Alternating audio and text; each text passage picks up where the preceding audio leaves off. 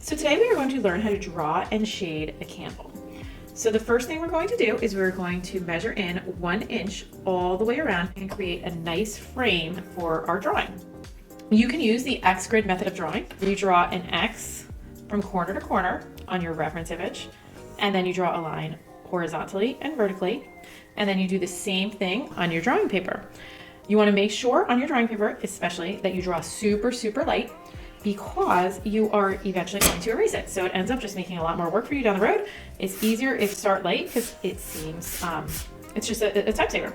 So once you have the X grid, then you are going to do your sketch and you just look at your image and you kind of measure everything out and you map out where everything goes. You want to start with your bigger shapes first. It's very tempting to get caught up in all these like little tiny details and things in here, but you want to resist the urge and make sure you are focusing on these larger shapes before you get caught up in the tiny things. And look at where everything lines up with your grid. So for example, right here, I'm noticing that my ellipse or this circular shape actually goes a little bit closer to this grid line. And expect yourself to make mistakes. Nobody is going to get it right on the first try.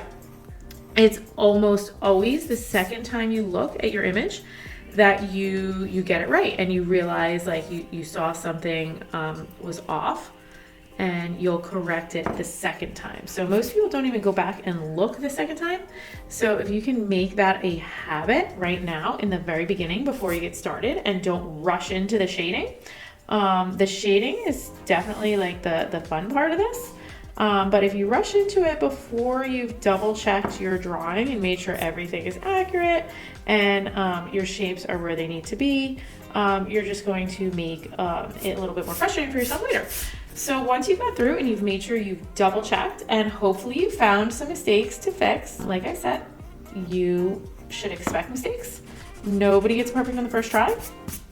And you want to just kind of correct the placement of things, make sure everything's where it's supposed to be before you start shading.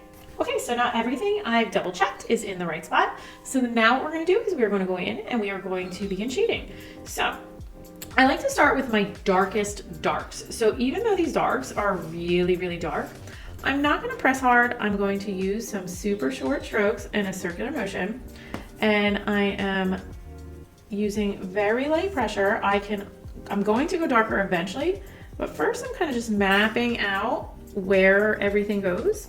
And then I'm going to build up these darks in layers. Layer by layer.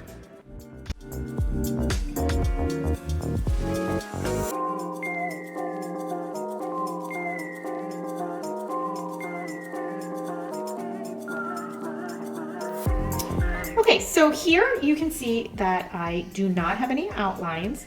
I am kind of just mapping out where my darks are, and I'm not pressing hard and I'm not going quite as dark as the value is. Clearly my value is lighter, but you can still see it's a little bit sketchy, but that is 100% perfectly normal. Normal, perfectly normal.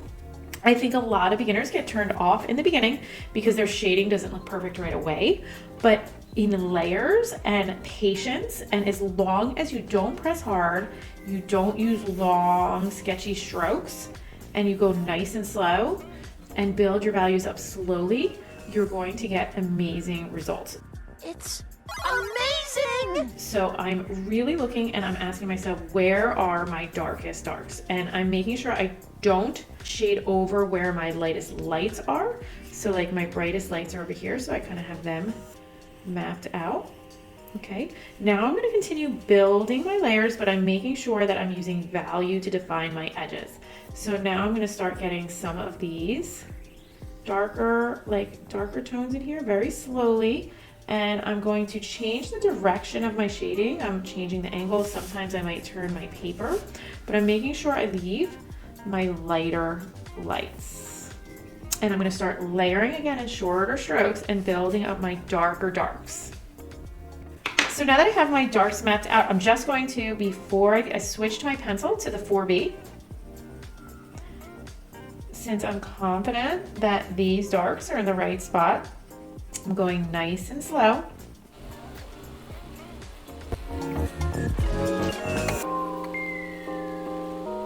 So something we want to note is you don't want to go too dark too fast. And you don't want to end on a really hard edge. So for example, we don't want to obviously use large strokes. We don't want to press too hard, but you don't want to like get your darks like this and end on a really hard edge. If you notice in this drawing here, I'm going slow and I'm fading my values out. And then to get my darker darks, because it's really hard to get this edge to blend if you're trying to soften it. It's just hard to soften this hard, dark, hard line here. But if you don't ever make a hard line and you have this really soft fade from dark to light, it's a lot easier if I want to darken my values. I can get this to blend really beautiful into that nice base layer that I have here. And then to get my darks darker, I just kind of go over and I back up. I go nice and slow. And I can layer backwards and build up my darker values, and I don't get that really hard line. I still have that nice fade here. If you never make that really hard line, you never have to fight it at the end of your drawing to get it to blend. So let me show you it. For example, if in this drawing I were to get this all really dark, It's really dark. getting this the value that it needs to be, and then I'm going to try to blend this out.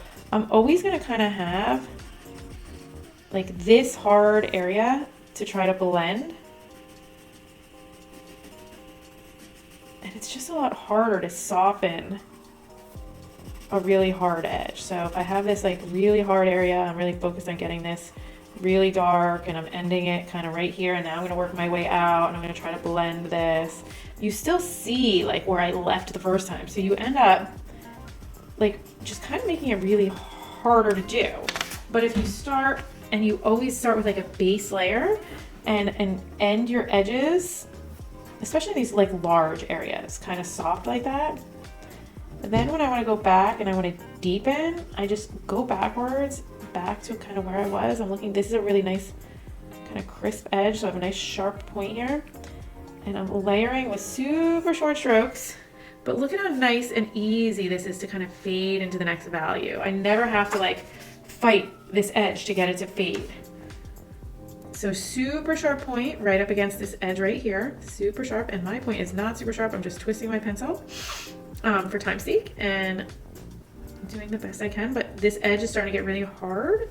So I'm just gonna kind of soften it and let it kind of fade out. And then if I want to go darker, I'm going to sharpen my pencil and I'm going to backtrack a little bit.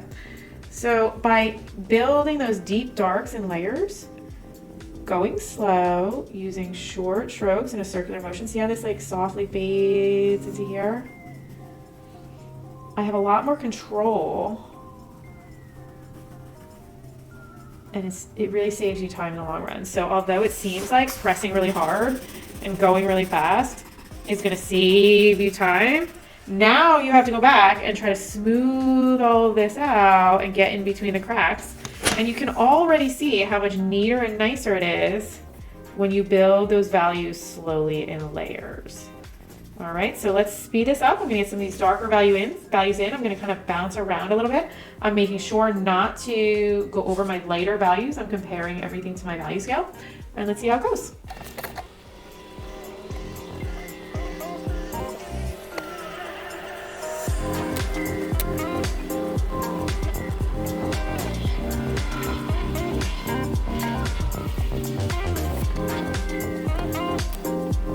So just a couple quick tips here. If when you start getting to this point in your drawing and you start seeing things like little smudges here, it's a great idea to layer a piece of just scrap paper under your hand so that you don't end up smudging your beautiful, beautiful drawing.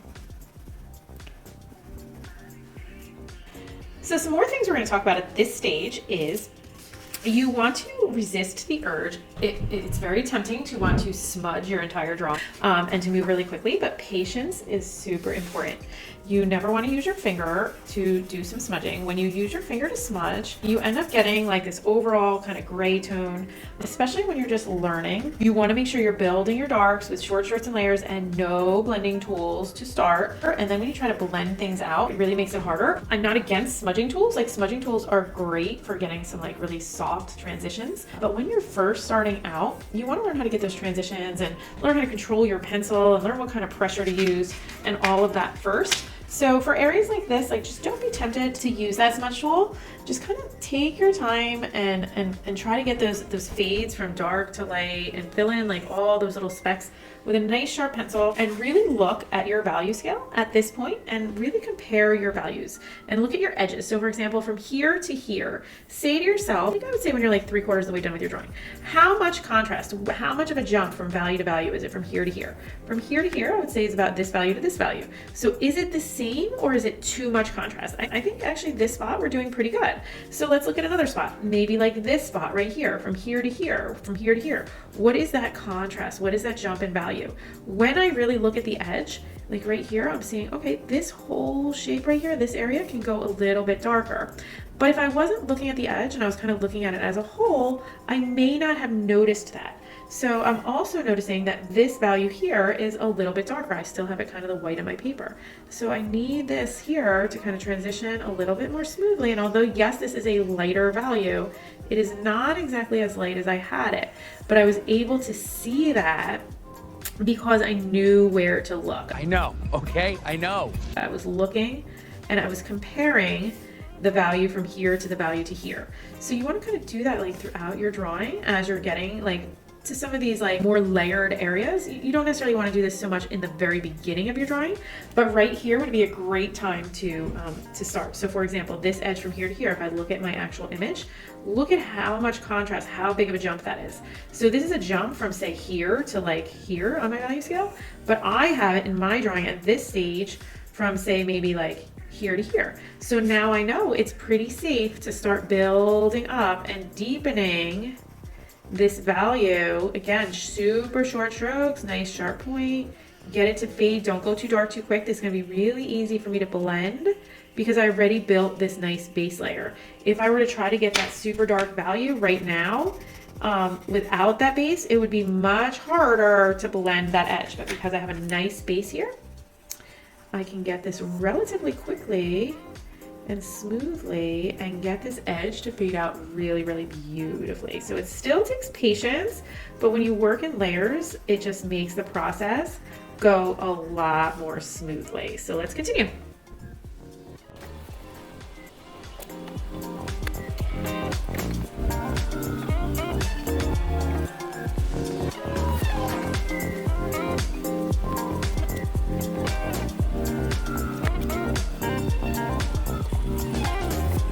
So here's a really great spot in the drawing to talk about edges again. If you look at this edge right here, see how this fades really softly and like kind of blends. So this here is like right here, it's a little harder to fade this out, say, than if I were to kind of go back in here, darken this a bit and keep this edge really soft. So here in my drawing, I need to just, with short strokes, if you get a hard edge like this where it's supposed to be a little softer, all you do is super soft right at that edge, super short strokes. Really look at where it blends. I used the darker pencil here, so I just need to go over here with like the darker pencil and ever so lightly. I'm paying attention to what value I'm working in, keeping it super soft and super light. And it's okay when you're doing these candle drawings if you might like the way this blends very softly from dark to light. You don't necessarily have to get that background exactly all as evenly dark as it is in the reference photo, as long as that value like blends smoothly into the next value. Sometimes you can make those decisions in your drawing and they end up actually looking even better than that. So I'm going to put this slip sheet under my hand again, and ever so gently I'm going to build this value up in layers to a value somewhere between these two. But I'm going really, really slow. I'm going to start with that base layer with number 2 pencil, which is an HB. It's a lighter value, so it's easier to get that kind of base and those softer values and get that kind of blend.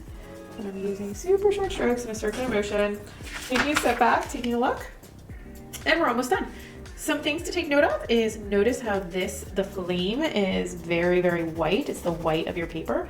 And sometimes the space around it, or in this particular case, but in most cases, it's the space around the flame because the flame is very bright. That's a little bit darker. So over here it's much darker. Over here it's just a tiny bit darker. So that little bit of value shift, that super short or super small shift in value is what really makes this candle look amazing. And getting those values to fade ever so gently. So just don't get intimidated by the scale of everything and start going fast and trying to fill everything in, because sometimes you don't even really need to fill everything in. Like at this point, you might look at your drawing and say, okay, I'm just gonna like soften this edge a little bit, blend this out, and that might be all you need. So have fun with this, keep going, look at your reference photo, compare your values, make sure you have no outlines, don't smudge with your finger, build your values in layers, and use a slip shade if you need one, and have fun.